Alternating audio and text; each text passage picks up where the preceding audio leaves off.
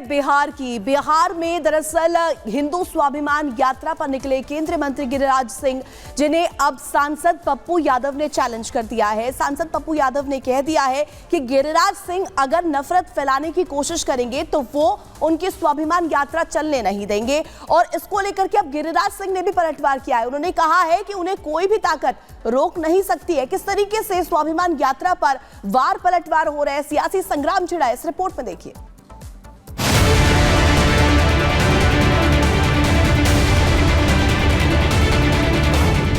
यात्रा पर सियासत भारी, यात्रा की लड़ाई आन पर आई। चलेगा पप्पू का पावर या गरजेंगे गिरिराज? पप्पू को गिरिराज का जवाब, कोई ताकत नहीं रोक सकती यात्रा। बिहार में केंद्रीय मंत्री गिरिराज सिंह की हिंदू स्वाभिमान यात्रा पर जोरदार सियासत हो रही है। बिहार के सीमांचल से शुरू हुए इस यात्रा को लेकर अब पूर्णिया के निर्दलीय सांसद पप्पू यादव ने गिरिराज सिंह को चैलेंज कर दिया है और कह दिया है कि अगर यात्रा के जरिए नफरत फैलाने की कोशिश होगी तो यात्रा को बढ़ने नहीं देंगे। मेरी लाश से होकर यात्रा को गुजरना होगा। ऐसे एरे गेरे बहुत आए गए, बहुत माहौल खराब करने आए सीमांचल को।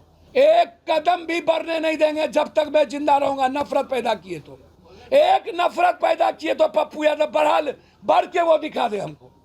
मेरे लाश पर होके गुजरना पड़ेगा उसको। इससे पहले इस यात्रा को लेकर खुद बीजेपी ने इससे किनारा कर इसे गिरिराज का निजी कार्यक्रम बता दिया, तो वहीं सहयोगी जेडीयू ने भी इस पर आपत्ति जताई। तेजस्वी यादव ने तो इसे अशांति फैलाने का जरिया बता दिया। लेकिन इन सब के बाद भी गिरिराज ने साफ कर दिया कि दुनिया की कोई भी ताकत उनकी यात्रा को रोक नहीं सकती। पप्पू यादव को ट्वीट कर गिरिराज ने जवाब भी दिया है। गिरिराज की हिंदू स्वाभिमान यात्रा पूर्णिया पहुंच गई है और यहीं से होकर गिरिराज अररिया के लिए निकल जाएंगे। लेकिन अब देखना होगा कि पूर्णिया में पप्पू का पावर काम करता है या पप्पू के गढ़ पर गिरिराज जमकर गरजेंगे। Bureau report, Republic Bharat. तो यात्रा की लड़ाई अब आन पर आई। जी हाँ, ठीक सुना आपने। गिरिराज सिंह और यहाँ पर पप्पू यादव के बीच तनातनी है। दोनों की तरफ से सियासी वार पलटवार हो रहे हैं। लेकिन अब आपको वो क्रम दिखा देते हैं, वो टाइमलाइन दिखा देते हैं कि किस तरीके से हिंदू स्वाभिमान यात्रा निकाली जाएगी।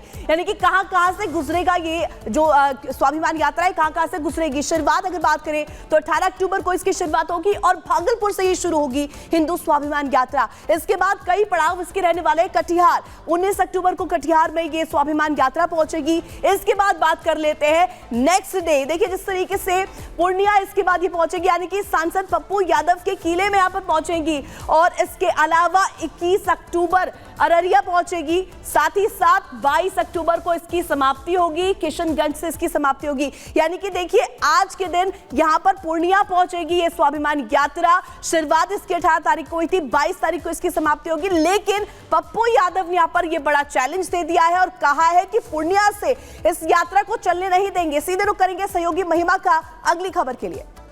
और चलिए खबरों में आगे बढ़ते हैं, बात करेंगे दिल वालों की दिल्ली की, क्योंकि दिल्ली में एक बार फिर से दमघोंटू हवा लोगों को परेशान कर रही है। प्रदूषण लगातार बढ़ता जा रहा है। हर बार जो दावे सरकार करती है कि इस बार लोगों को इस समस्या का सामना नहीं करना पड़ेगा, लेकिन वही समस्या हर बार लोगों की मुश्किलें बढ़ाती हुई नजर आती है। कैसे यमुना में भी फूम बढ़ गए, आपको वो तस्वीरें भी हम दिखाएंगे और सरकार की तरफ से क्या दावे किए गए थे वो भी आपको बताते हैं इस रिपोर्ट के जरिए।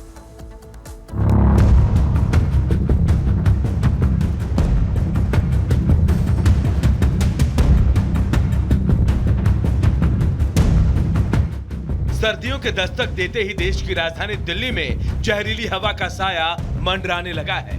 पिछले कुछ दिनों में दिल्ली की वायु गुणवत्ता सूचकांक यानी AQI लेवल तेजी से बढ़ा है और बहुत ही खराब श्रेणी में पहुंच गया।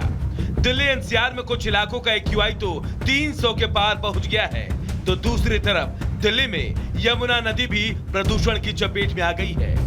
दिल्ली के कालिंदी कुंज में पानी में सिर्फ झाग ही नजर आ रहा है। दिल्ली में यमुना का पानी इस कदर जहरीला हो चुका है कि यहाँ पर नदी के किनारे कुछ मिनट तक रुकना भी काफ़ी मुश्किल भरा काम है। ये कालिंदी कुंज इलाका है और किस तरह से ये गंदगी का इस तरह से झाग बन चुका है, इतनी भयंकर बदबू आ रही है इस पानी से कि यहाँ पर रुकना भी काफ़ी मुश्किल है। बताया जा रहा है कि इसमें ऑक्सीजन का लेवल 0 तक चला गया है। लोगों का कहना है और यहाँ के और वैज्ञानिकों का कहना है कि इसमें केमिकल भरा पानी और सीवर के जो पानी है उसके मिलने की वजह से ये स्थिति उत्पन्न हुई है। विपक्ष का कहना है कि केजरीवाल ने 2020 में वादा किया था कि 25 तक यमुना को हम साफ कर देंगे। तमाम नेता जो विपक्ष के दिल्ली के विपक्षी नेता हैं वो यहाँ आकर अपना प्रदर्शन भी कर रहे हैं। बढ़ते वायु प्रदूषण और जहरीली होती यमुना को लेकर दिल्ली में आपात बैठक हुई। पर्यावरण मंत्री का कहना है कि स्मॉग टावर लगाए गए हैं, लेकिन यूपी से आने वाली डीजल बसों से प्रदूषण बढ़ा है।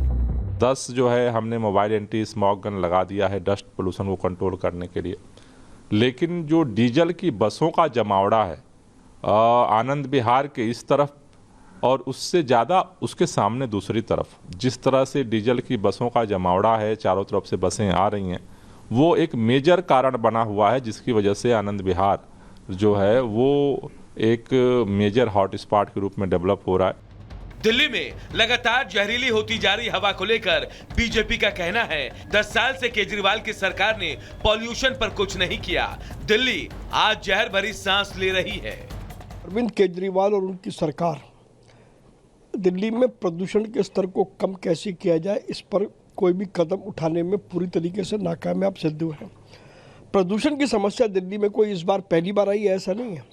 हर साल दिल्ली में प्रदूषण की समस्या होती है, लेकिन तात्कालिक टेम्परेरी कुछ चीज़ें करी जाती हैं। स्थायी समाधान इसका कभी निकाला नहीं गया, जिसके कारण से आज दिल्ली जहर भरे वातावरण में सांस लेने के लिए मजबूर है। दिल्ली आज जहर भरी सांस ले रही है। इस बीच हरियाणा सरकार ने ऐलान कर दिया है कि जो भी किसान पराली जलाएगा उस पर एफआईआर दर्ज होगी और सरकार 2 साल तक उस किसान की फसल नहीं खरीदेगी। हालात काफ़ी गंभीर हैं, लेकिन अगर बड़ा सवाल ये है कि क्या ये पानी अगर इसको ट्रीटमेंट करके जनता को पीने लायक बनाया जा सकता है। दूसरी तरफ अगर ये सिंचाई के लिए जाता है तो आपकी सब्जियां या आपके जो अनाज है दिल्ली के किसानों के जो खेत हैं वहाँ भी काफ़ी अपना प्रभाव छोड़ेगा। इसलिए कह सकते हैं कि दिल्ली में जो हालात हैं, एक तरफ जो वायु प्रदूषण है वो खतरनाक लेवल पर पहुंच गया है, दूसरी तरफ जो यमुना का पोल्यूशन है जिससे कि दिल्ली वालों को पानी मिलता है वो भी काफ़ी खतरनाक पोजीशन पे पहुंच गया है। अब सवाल उठता है कि दिल्ली के लोग सांस कैसे लें और अपनी प्यास कैसे बुझाएं। Bureau report, Republic Bharat.